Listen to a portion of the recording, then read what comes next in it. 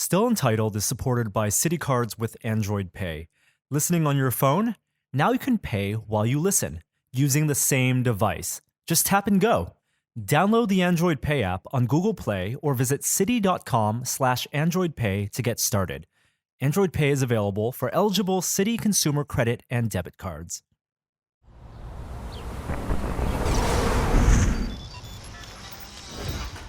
Welcome to Still Untitled, the Adam Savage Project. I'm Will.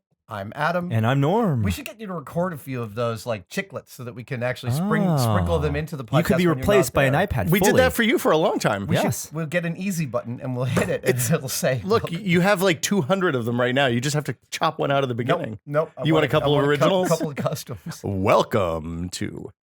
There you go. How are you guys doing? Really good. Really good. We talked about this before. We got back from Comic-Con a week and a half ago. Yeah. It was awesome.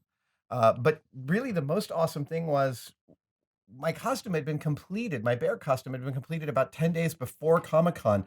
And so I had time to, because I'm also not shooting a TV show full time, to clean my shop. So we left for Comic-Con and my shop was totally clean. And typically, like last year when we left for Comic-Con, I remember Norm and I were loading up a truck and Danica and I think Joey came by. We're loading up a truck and like wrapping costumes for the party and all that stuff. Literally in the moments before we left. Oh, yeah. Piled it all in the truck and then Norm set off cordwood. for San Diego. And when we left here, it looked, I mean, this is a dense environment on a good day. But it was the messiest I've ever seen it when we left last year. And last year, it wasn't until October that I had the shop back to really clean. Well, you had other stuff going on. I did. No, to be sure. It's just been really nice because the last week I've spent doing a lot of shop infrastructure. I found these great LED lights. These they basically replace a 40-inch fluorescent.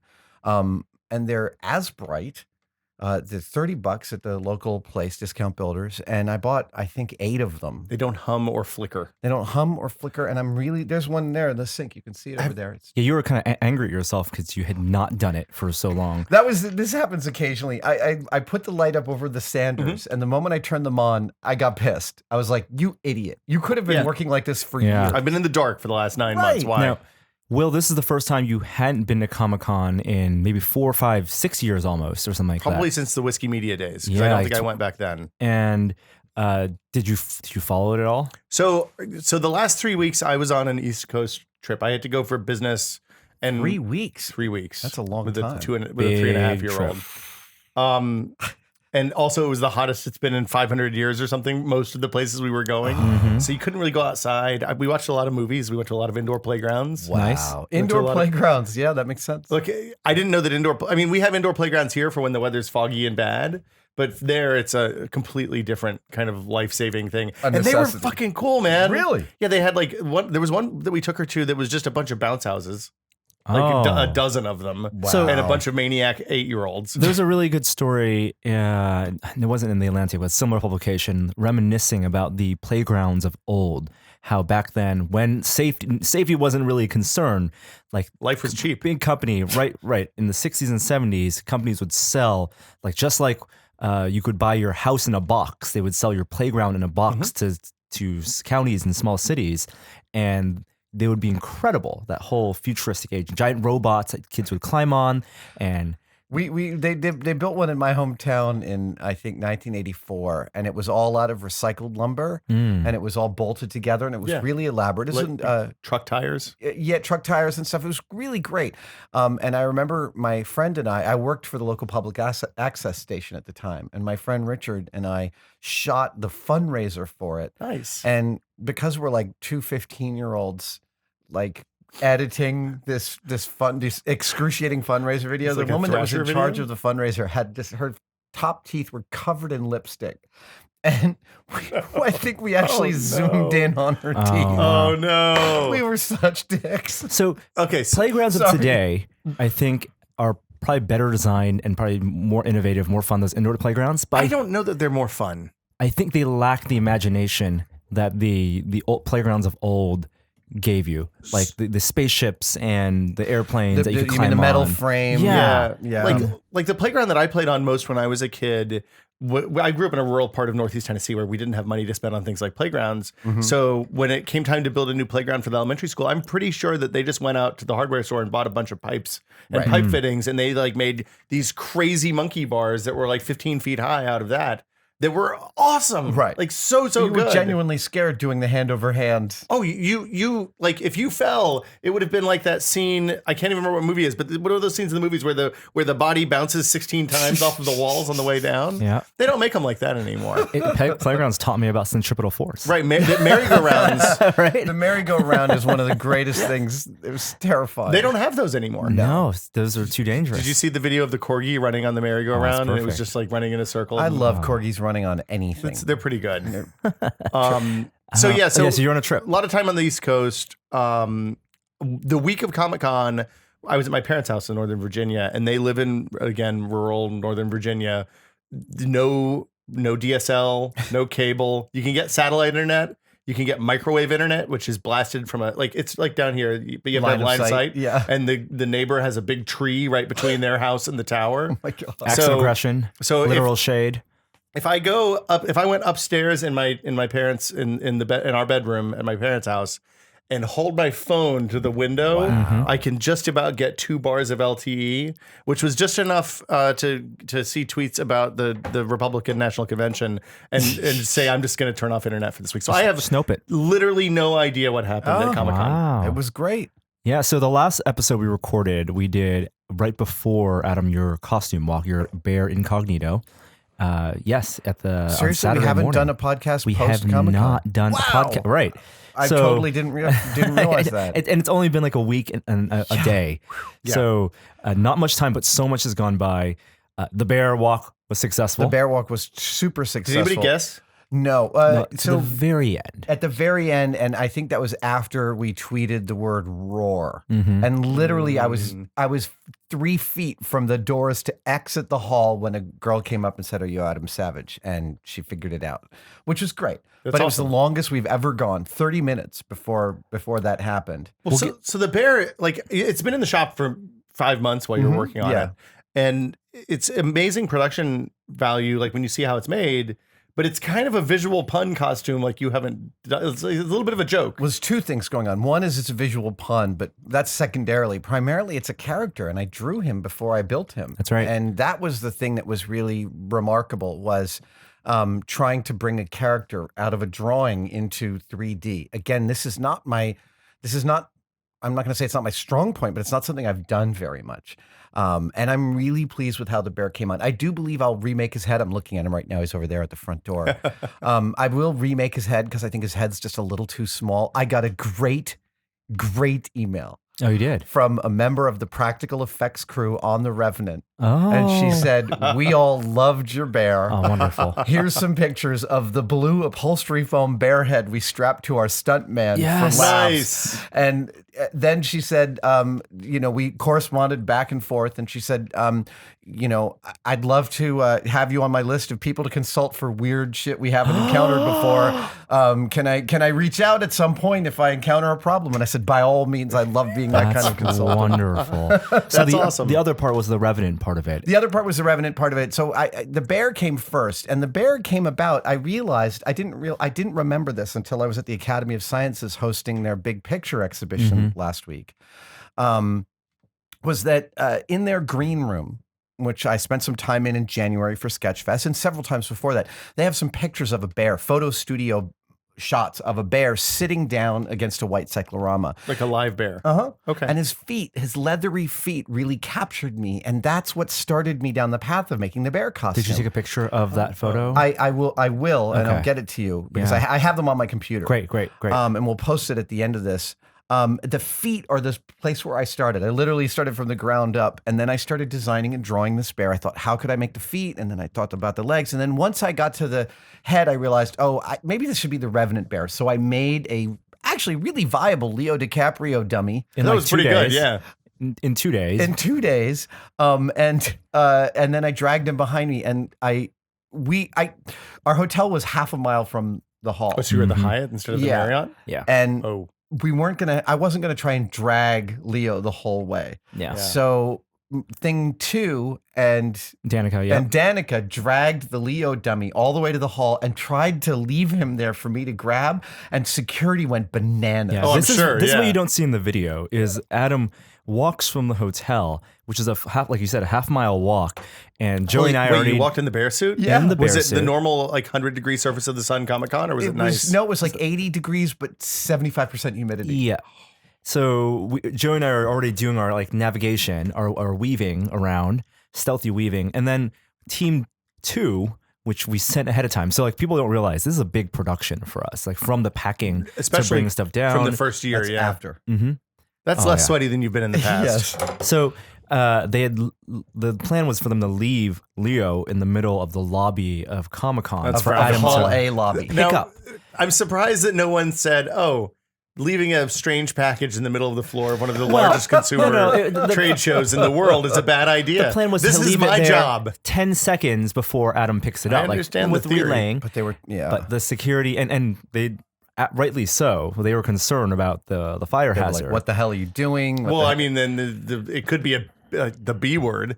Yeah, no, and the long and the short of it is I showed up at exactly 1 second before they were going to pull the plug on everything. Yes, and then you And- picked up the bear. I picked up the bear, walked through the doors of mean the Hall Leo. A. I Yep. picked up The- picked up yeah. Leo, walked through the horse of Hall A, and immediately heard everyone in the vicinity break into a round of applause. because they got Because it. they got the joke. They Yeah, got yeah, the joke at that And moment. you didn't put that in the video? It wasn't. It was very difficult to capture. Everything. Okay. It was it was so much fun. I mean, people were just laughing their asses off, and I just kept on, I kept on taking pictures of the bear, like raising its arms, and the Leo, and it was gangbusters. It was one of my favorite walks ever. Did you get the hugs like you do with I didn't get the hugs. Like No, with people Julie didn't want Chewy? to come up and hug the bear. I think he looked a little Can't scary. imagine why. He's a very affable looking bear. He doesn't look scary at all. He reads almost like can read in so many ways. Distinguished, pissed, like the way in mid walk where your hands are changes how it's received. Yeah, I literally have this kind of lope with him as I'm walking. That's cool. It was really it exceeded all of my expectations. Well, and just like it's an accessible costume if people want to make it. It's not a super expensive costume, right? Well, so what we're going to do is there's a place that I now know about that I can send my patterns to. And the patterns are pretty straightforward. I'm going to send my patterns to this place and they'll turn them into a PDF, which we'll put up on Tested in the next couple of weeks. Cool. The head is, so the body, the 2 arms, 2 legs, and the body is 10 pieces of fabric. Wow. That's it. It's 6 yards of fur, 10 pieces. Really, really straightforward. The claws can be made in a bunch of different ways. It's all really accessible. The head is more complex, of course. I think there's like 11 pieces of fabric in the head alone, but we'll publish all those pieces. And then, and the body, the form is all corset boning, but I'm experimenting with rattan for a next one. Because it's really, really lightweight. It's really simple. The whole costume weighed 10 pounds. That's amazing. And like you said, I was sweaty, but it wasn't as heat strokey as it's been in the past because I had circulation around me. yeah. You weren't dripping out sweat when you took the arms Well, off. and it looked like you had the arms. The arms were loose enough that there was a little bit of air moving They through were, there. yeah. too. No, people actually commented that they could see holes in the arms as I was walking. And Only when you lift your hands up. Yeah. yes, yeah, I mean, it's a bear. yes.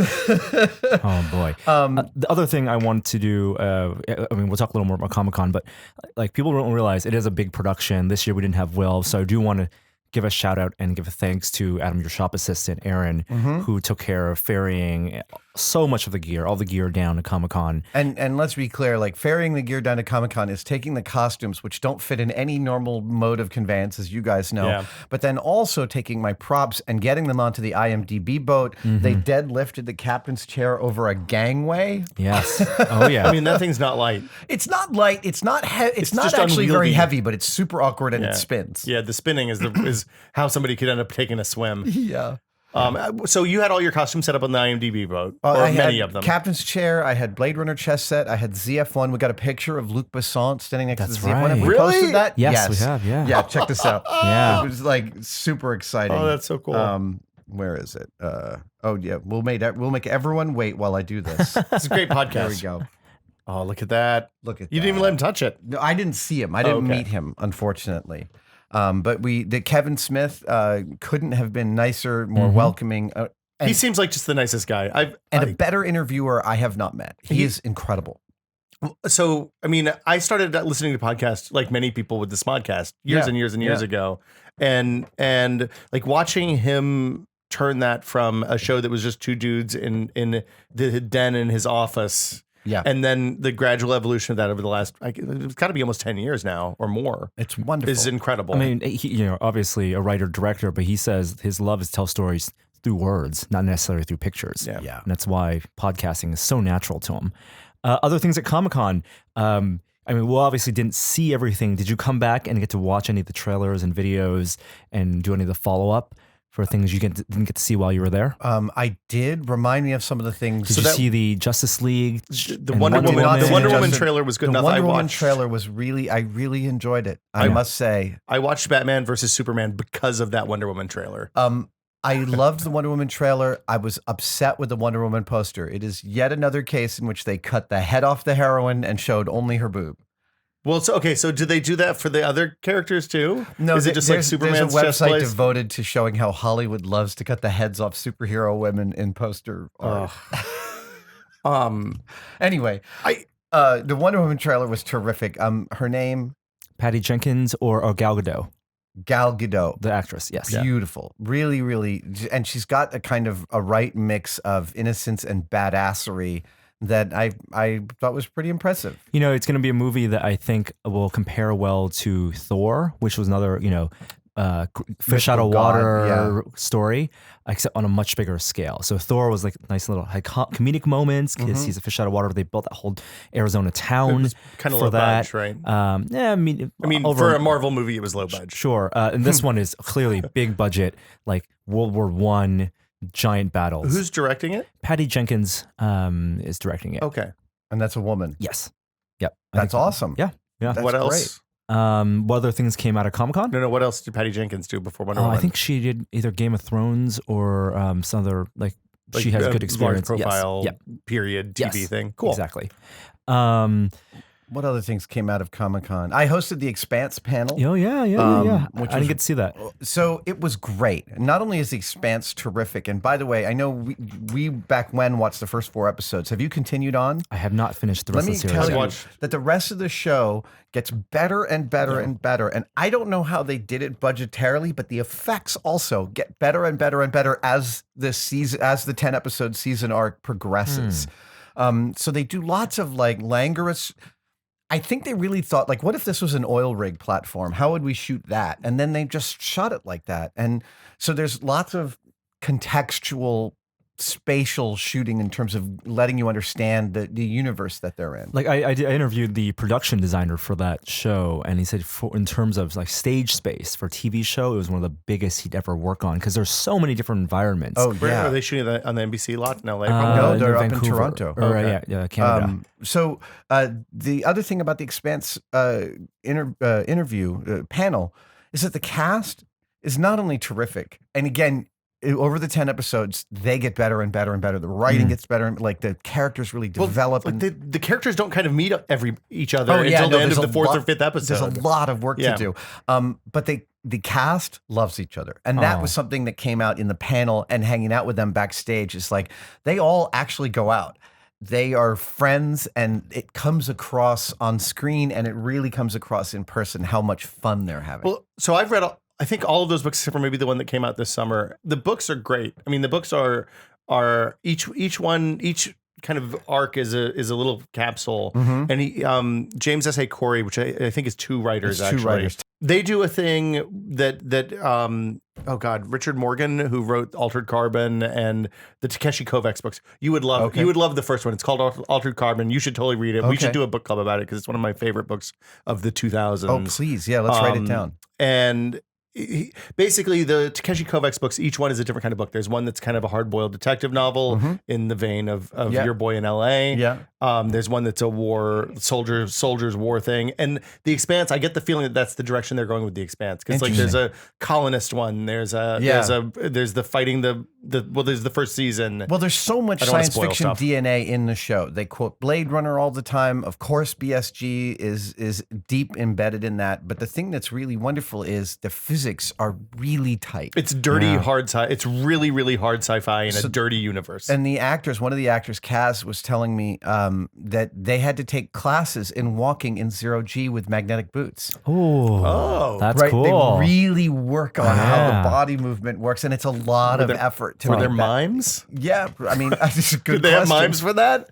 That seems like mime work to me. It's a more physical performance than many other shows. And so actually, speaking of Raymond Chandler, who you were quoting before, my opening question to Thomas Jane was, you're playing the gumshoe, you're playing the detective, and I asked him about the search for his hidden truth. And at first he was like, I didn't know this was going to be a therapy session. And then later on, he referred back to the question to talk about that really what had been awakened in him was seeing the girl, the rich girl, the out-of-place girl, and that found a cause, and that woke something up in him. I saw the two of them walking through Comic-Con on Sunday. Yeah. Showing her comics, and he was walking barefoot. Yeah, no, Thomas Jane walks barefoot everywhere. Yeah. He wants to feel the earth. He was an early Vibram adopter, and then now he's just barefoot. free He was hauling awesome. it. He's well trained. The cast, I love that cast. So that was a tremendous amount of fun. We went to Bill's party always, which is super great. Saw all sorts of old friends there, and LeVar Burton and his family were there, and they're just lovely. Any goodbyes from Comic-Con? Anything that you were able to pick up? And gosh, I don't think so. I don't think I purchased anything this year. I meant to go get the guys who make those beautiful wooden swords out of Seattle, Geek Chic. Do they make a Strider sword now? I'm not sure. They only bring the swords to conventions. They don't normally sell them online. So I meant to go over to their booth and then totally lost the plot because of all that. Oh, so the big EW party that happens at the end of every Comic-Con. Saturday night. This year was Thing 1's turn to go because he'd never been with me. Thing 2 has gone with me. Thing 1 was going to go. And then my friend David Silverman from The Simpsons added Thing 2 as his +1. So both boys came with me to the EW, and we danced every night. We did on Thursday night. We danced at the Nerdist party. On Friday night, I can't remember where we went. Wednesday night, we were at the after party for Star Trek. We danced every night of Comic-Con, and I danced with my sons, and that was so much fun. At first, my son was like, "No, I'm not going to dance with you," and like half an hour later, we're all just they're at the age pumping where it. you get it. It was great. That's good. Yeah, that's awesome. And Sunday was a great day to walk around. I mentioned this on other podcasts. One booth that I didn't get a chance to do an interview with, but it definitely was great to stop by, Mobius Models. And they do great model kits. They have a great 2001 Moon Bus and the Really? Yep. Oh, we got to get. We're getting those. I gotta make one of those. Do they do Discovery? They have they don't have the full Discovery. I mean, that's got to be a hard one, right? Yeah. It's exhausting because it's. I think even if the ball is this wide, it's like 10 feet long. Yeah, it's ridiculous. And they have a new Enterprise, and they have, like you mentioned, Batman v Superman. They have the Batwing, which not many people do. So I know that movie's old. And we don't want to talk about it. I watched the extended edition for the first time. Batman v Superman. Yeah, and while it's like there's probably half a movie too much stuff in there. Yeah. Like there's a whole thing with Apocalypse. Is that Death? Darkseid. I haven't seen it. It's like that whole thing. You could have dropped that in the movie. Would have been awesome. I thought that it was much better than it got. Oh, you mean Doomsday? For. You mean Doomsday? Got it. Doomsday. Yeah. Doomsday. Yeah. The set design and the art design and all that on that movie is unbelievable. Okay. The costumes are really good. Affleck does a shockingly good Batman, I thought. He's like great. old Batman. All the clips I've seen, I really like him. I mean, look, he's a terrific actor. Like I look at that and think that they're doing the same thing they did with the MCU, Marvel Cinematic Universe, where they're saying, look, here's a different set of rules. Batman uses guns here.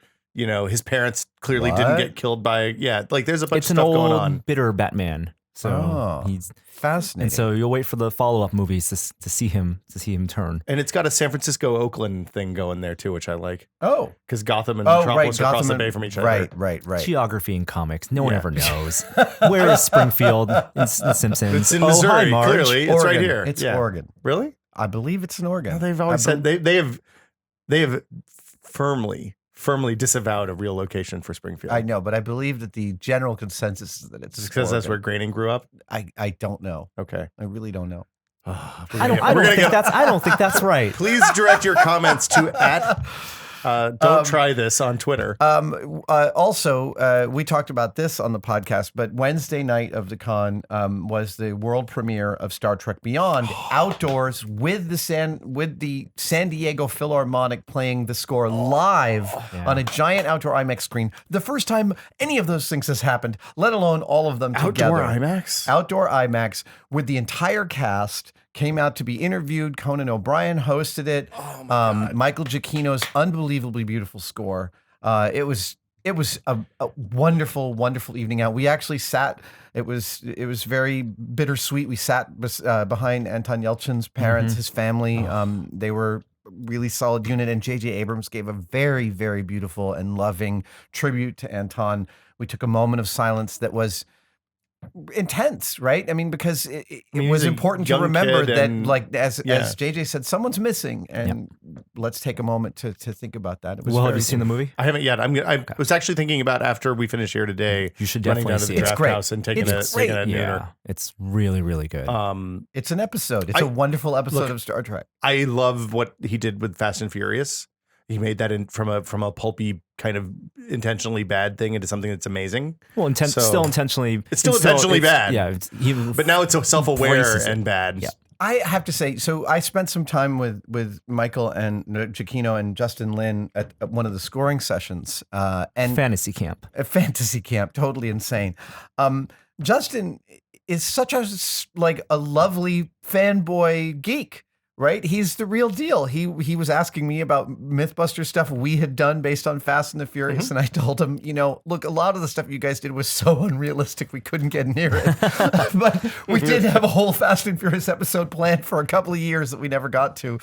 It was lovely. That's another one where it's clear the cast loves each other. Meeting those guys backstage, Zachary, Chris, and Carl, they're all friends. Yeah. And again, that comes across on screen, how cohesive that unit of JJ, Justin, and the whole cast is. And just like watching that movie, you have to appreciate like the amount of skill a director has. He's a very subdued person. I mean, very briefly met him at the fan event we went to, but like there's so much going on in his head to be able to orchestrate like storytelling and action. And just manage and be a leader in that role. Yeah, and watching, it was amazing watching a scoring session because there'd be a bit where we'd watch the orchestra record a as like things are happening, and they'll finish a 2.5 minute spate of music, and then Justin will turn to Michael and say, "Hey, when he opens the door, can we get a little more like punch out of the violins?" And Michael will be like, "Yes," and then he'll push a button and go, "Can we get mezzo forte at 79?" Oh my God, that's so cool! And then a whole bunch of like violinists to reach out and mark their score, and they play it again, and it's totally different. Wow. I just like. He did the score for Inside Out, which is, I think, my favorite score of the last several years, far and away. Well, and John Landis says The Incredibles is the best James Bond score that's ever been so written. Good. It's and Zootopia. If you've not heard the Zootopia score, it's just outstanding. Zootopia also? He did Zootopia also. It's his IMDb page. It's like I don't know where he finds time to actually eat because he did everything. The old joke is if you want to get an Oscar, the easiest way is to become one of the best 7 composers in the world. Because there's only like 7 or 8 people working at it, a dozen people working at a given time. Speaking of Landis, who was also present at your Comic-Con panel. That's the thing that we hadn't talked about yet. The video is actually up on the site right now. Your full Comic-Con panel in which you had Deborah Newman Landis and Jay Justice talking about cosplay. It was really, it exceeded my expectations. It was a little bit of a smaller. It was a niche. It was a niche panel. Right? It wasn't your big explosion real Mythbusters panel you've done in the past. And so most of the audience came in costume. It was that's some awesome. Real diehard, awesome Comic-Con fans, and Jay Justice is a legend, and she's hand-built over 70 costumes. She also runs this thing, LGBTHQ, which provides safe spaces for people at cons. She's an activist. She's an advocate. And Deborah is just one of my great friends and one of my heroes. She did Raiders. She did Thriller. And Deborah was amazing because I asked her to talk about the brilliance of Dorothy's dress from The Wizard of Oz because she's seen the real thing and it was in her exhibit. And I won't spoil the story because it's up on the site. But she really made it a beautiful story and kept on actually bringing the panel back to the storytelling that exists within the making of a costume and how that costume gets paired with an actor. She's so good. Yeah, She's she had some great. really good questions for Jay Justice and She for the really audience. did. Yeah, She really opened up also that exactly what I was hoping to do was to talk about the similarities in what a costume designer is doing and what a cosplayer is doing. What's that, where they ven, as it were. And that was great. Yeah.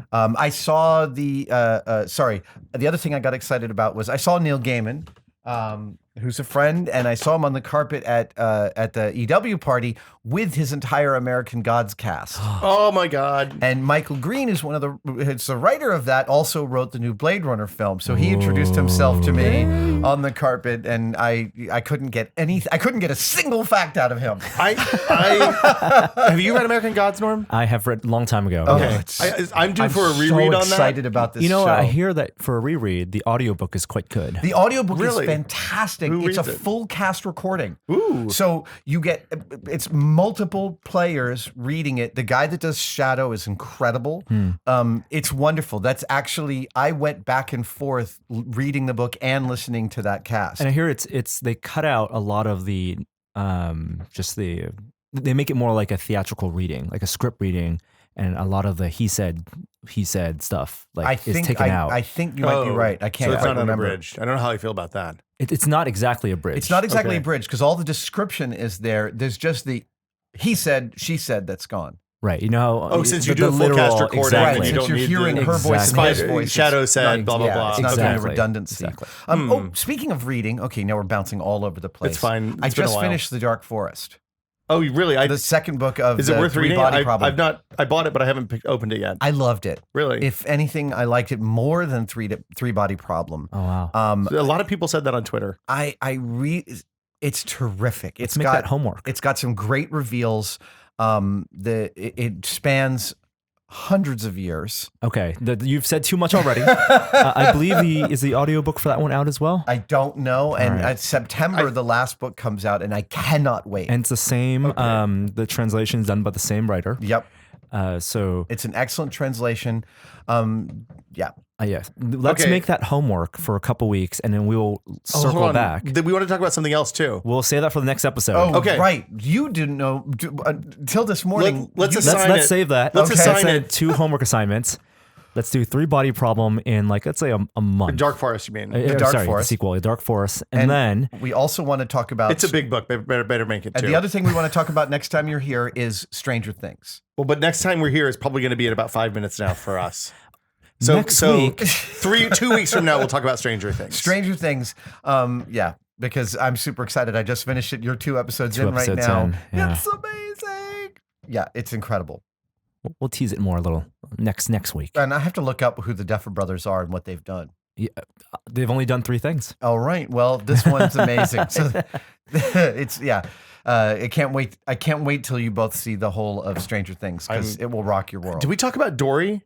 Also? No, I haven't seen it. Oh, you haven't seen it yet? No, Oh, it's super There's good. a hat Okay. here that says Finding Dory. I know. I just gave that to Will It's for his my daughter. daughter's hat now. All right, I think we should sign Yeah, off. this I think is we've it. Covered All enough. right. What's untested this week, Norm? Anything good? We'll have the bear one-day build for the bear costume on the site tomorrow. We just said it was 5 months, though.